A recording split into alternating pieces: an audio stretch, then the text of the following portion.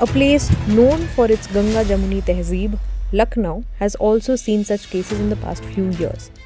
like that of Abbas and Sameer, who also faced such kind of discrimination before they actually got a house. जहाँ पर भी मतलब मैं बोलता था कि हाँ भाई मुझे रेंट पे चाहिए तो वो ओके कर देते थे, ठीक है हाँ मिल जाएगा, ऐसे है वैसे, देख लिया, बात कर ली।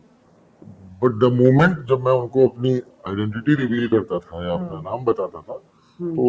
फिर वो मतलब उनका जो एक्सप्रेशन है वो कहीं ना कहीं वो चेंज हो जाता था, और फिर दे यूज्ड टू से ठीक है I will get back to you. Unfortunately वो अनफॉर्चुनेटली वो एक मुस्लिम की प्रॉपर्टी थी,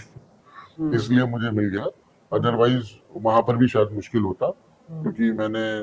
एक दो बार और उसी उसी प्रॉपर्टी उसी बिल्डिंग में मैंने और दो लोगों से अप्रोच किया था, मतलब प्रॉपर्टी ओनर से। तो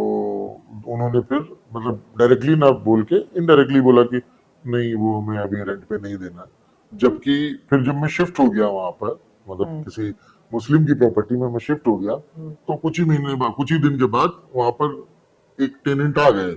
जो कि नॉन मुस्लिम थे, हिंदू थे। तो तब मुझे रियलाइज हुआ कि हाँ दिस वाज द रीजन कि वो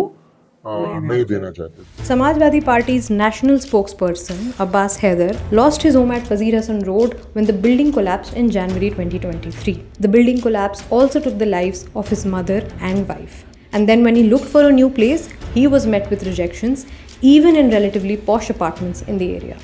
कि मतलब ये इस तरह की बात हुई कि वो एक पर्टिकुलर धर्म के लोगों को नहीं देना चाहते हैं,